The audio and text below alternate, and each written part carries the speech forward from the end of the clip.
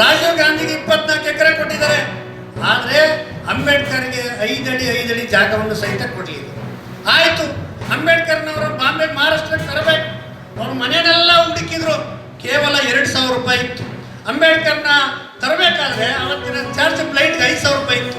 ಅವತ್ತು ಬೀದಿಯಲ್ಲಿ ದಾರಿಯಲ್ಲಿ ಅವರು ಭಿಕ್ಷೆ ಬೇಡಿ ದುಡ್ಡು ತಗೊಂಡು ಇವತ್ತು ಮಹಾರಾಷ್ಟ್ರಕ್ಕೆ ತಂದವರನ್ನ ಸಮಾಧಿ ಮಾಡಬೇಕಾಗಿತ್ತು. ಇವತ್ತು ನಾವು ಅಂಬೇಡ್ಕರ್ ಪರವಾಗಿ ಇದ್ದೀವಿ ಅಂತ ಮಾತಾಡ್ತಾರೆ. ಅಂಬೇಡ್ಕರ್ ಕೊನೆಗೆ ಬೌದ್ಧ ಧರ್ಮ ಸೇರ್ಬೇಕಾದ ಸಂದರ್ಭದಲ್ಲಿ ಹೇಳಿದ್ರು, ನಾನು ಯಾವತ್ತೂ ಕಾಂಗ್ರೆಸ್ಗೆ ಹೋಗೋದಲ್ಲ, ನಾನು ಅಷ್ಟೇ ಅಲ್ಲ, ನನ್ನ ಚಪ್ಪಲಿಗಳು ಸಹಿತ ಕಾಂಗ್ರೆಸ್ ಕಡೆ ಹೋಗೋದಿಲ್ಲ ಅನ್ನೋ ಮಾತಾಡ್ತಾರೆ. ಅಷ್ಟು ದ್ರೋಹ ಮಾಡಿರ್ತಕ್ಕಂಥವ್ರು ಕಾಂಗ್ರೆಸ್ನವರು. ಇನ್ನು ಸಂವಿಧಾನದ ಬಗ್ಗೆನೂ ಸಹಿತ ಹಿಂಗೊಂದು ಬುಕ್ ಹಿಡ್ಕೊಂಡು ರಾಹುಲ್ ಗಾಂಧಿಯಿಂದ ಹಿಡಿದು ರಾಜ್ಯದಿಂದ ಹಿಡಿದು ಚನ್ನಗಿರಿ ಇವತ್ತೇನು ದಲಿತರು ಹಿಂದುಳಿದವರು ನಾವು SC/ST ಪರ ಅನ್ನೋರು ಒಂದು ಸಂವಿಧಾನದ ಬುಕ್ ಹಿಡ್ಕೊಂಡು ಓಡಾಡ್ತಾರೆ. ಅದ್ರಲ್ಲಿ ಎಷ್ಟು ಪೇಜ್ ಐತಂತಲೂ ಗೊತ್ತಿಲ್ಲ, ಅವರು ಅದ್ರೊಳಗೆ ಏನೈತಂತಲೂ ಗೊತ್ತಿಲ್ಲ.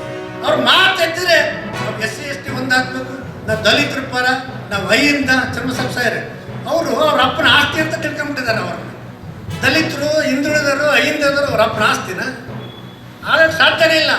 ಒಂದು ಧರ್ಮ ಒಂದು ಜಾತಿಯಿಂದ ರಾಜಕಾರಣ ಮಾಡಲಿಕ್ಕೆ ಸಾಧ್ಯನೇ ಇಲ್ಲ. ಇವತ್ತು ಐಂದ ಹೆಸರು ಹೇಳಿಕೆಂದು ಇವತ್ತು ಸಿದ್ದರಾಮಯ್ಯ ಮುಖ್ಯಮಂತ್ರಿ ಮಾಡಿದ್ದಾರೆ, ಗಟ್ಟಿಯಾದ ನಾಯಕ. ಅದ್ರ ಬಗ್ಗೆ ನಮ್ದು 2 ಮಾತಿಲ್ಲ. ಇಲ್ಲಿ ಆಯ್ಕೆ ಆಗಿರ್ತಂಥ ಶಾಸಕರು ಅವರು ಶಾಸಕರಾದಿಂದ ಮಾನ್ಯ ದಿನದಿಂದ ಸಿದ್ದರಾಮಯ್ಯನ ಬಗ್ಗೆ ಮಾತಾಡ್ತಾರೆ. ನಾವು ಐಂದ ನಾಯಕರು ಅಂತ ಹೇಳ್ತಾರೆ. ಒಬ್ರು SC ಗೆ ಹೇಳ್ತಾರೆ, ಒಬ್ರು ST ಗೆ ಹೇಳ್ತಾರೆ, ಒಬ್ರು ಹಿಂದುಳಿದ ವರ್ಗದಾಗ ಹೇಳ್ತಾರೆ. ಯಾಕಪ್ಪ ಸಿದ್ದರಾಮಯ್ಯನ ಪದೇ ಕಿಂಡಲ್ ಮಾಡ್ತಾರೆ ನಿಮ್ಮ ಶಾಸಕರು? ನೀವ್ಯಾಕೆ ಕಟ್ಟಿಸಿಲ್ಲ?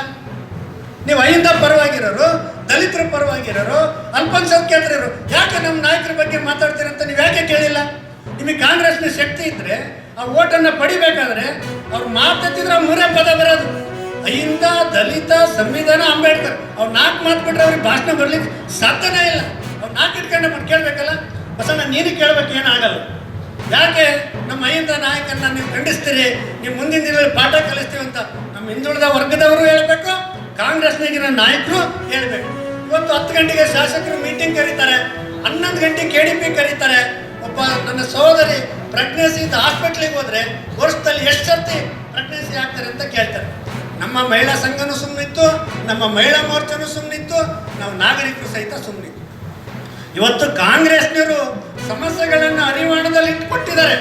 ಅದ್ರ ಬಗ್ಗೆ ನಾವು ಹೋರಾಟ ಆಗಿರ್ಬೋದು, ಆದರೆ ಲಾಜಿಕಲ್ ಎಂಡ್, ತಾರ್ಕಿಕ ಹಂತಕ್ಕೆ ಹೋಯ್ತಕ್ಕಂಥ ಹೋರಾಟಗಳು ಆಗಿಲ್ಲ. ಮಹಿಳಾ ಮೋರ್ಚಾ, ಯುವ ಮೋರ್ಚಾ ನಾವೆಲ್ಲರೂ ಸೇರಿ ಮುಂದಿನಲ್ಲಿ ಕಾಂಗ್ರೆಸ್ನ ವಿರುದ್ಧವಾಗಿ ಹೋರಾಟವನ್ನು ಮಾಡಬೇಕು. ಅವರು 50,000ದಿಂದ ಮತಗಳಿಗೆ ಹೋರಾಟ ಮಾಡ್ತಾರೆ, ನಾವು 0ದಿಂದ ಮಾಡಬೇಕು. ಹಾಗಾಗಿ ಇನ್ನು ಮುಂದೆ ನಮ್ಮ ಎಲ್ಲ ನಡೆ ನುಡಿಗಳು, ಹೋರಾಟ, ಕಾಂಗ್ರೆಸ್ನ ನಿರ್ಣಯಗಳು, ಕಾಂಗ್ರೆಸ್ ಶಾಸಕರ ಕೆಲಸಗಳು, ಭ್ರಷ್ಟಾಚಾರಗಳು, ಇವತ್ತು ಪೊಲೀಸ್ ಸ್ಟೇಷನ್ಗಳು ಕಾಂಗ್ರೆಸ್ ಕಚೇರಿಗಳಾಗಿದ್ದಾವೆ, ಅದರೆಲ್ಲದ ವಿರುದ್ಧ ಮಾಡಾಳ್ ಮಲ್ಲಿಕಾರ್ಜುನ ಅವರ ನೇತೃತ್ವದಲ್ಲಿ ನೀವು ಸೇರಿ ಹೋರಾಟ ಮಾಡೋಣ ಅಂತ ಹೇಳ್ತಾ ಭಾಳ ಮಾತಾಡಿದ್ದಕ್ಕೆ ಕ್ಷಮೆ ಇರಲಿ ಅಂತ ನಿಮ್ಮಲ್ಲಿ ಕೇಳಿ ನನ್ನ ಮಾತನ್ನು ಮುಗಿಸ್ತೇನೆ. ಎಲ್ಲರಿಗೂ ನಮಸ್ಕಾರ. 139 ಜನ ಶಾಸಕರು ಬಲನ್ನು DK ಶಿವಕುಮಾರ್ ಪರವಾಗಿದೆ. ಅದರಲ್ಲಿ ಎಸ್ಪೆಷಲಿ ನಮ್ಮಂಥ ಯೂತ್ಸ್ ನಾಳೆನೇ ಅವ್ರು ಏನು ಹೇಳಿದ್ರು ಮಾಡೋಕ್ಕೆ ಸಿದ್ಧವಾಗಿರೋಂಥ 45 ಜನ ಯೂತ್ಸ್ ಇದ್ದೀವಿ. ನಾನು ಹೇಳಿದ್ಮೇಲೆ ಏನಾರು ಹೇಳಲಿ ಅಂದೆ, ಪ್ರಾಣ ಕೊಡೋದು ಕೊಡ್ತೀನಪ್ಪ, ಇನ್ನೇನು ಬೇಕ್ರಿ? ಅದಕ್ಕಿಂತ ದೊಡ್ಡ ಯಾವ್ದಾರು ಇದೆಯಾ?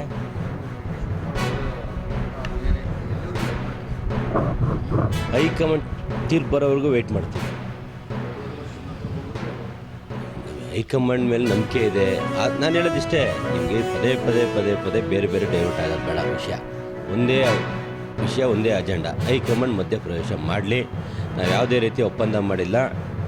ನಾವು ತೀರ್ಮಾನ ತಗೊಳ್ಳೋವರೆಗೂ ಇವರೇ ಮುಖ್ಯಮಂತ್ರಿ 2.5 ವರ್ಷ ಅಂತ ಯಾವುದೇ ಒಪ್ಪಂದಗಳು ಆಗಿಲ್ಲ ಅನ್ನೋದನ್ನು ಒಂದು ಸ್ಟೇಟ್ಮೆಂಟ್ ಕೊಟ್ಬಿಟ್ರೆ ನಾನು ಮಾಧ್ಯಮಕ್ಕೆ ಇನ್ನೊಂದು ಮುಖ್ಯಮಂತ್ರಿ ವಿಷಯ ಮಾತಾಡ್ತೀನಿ.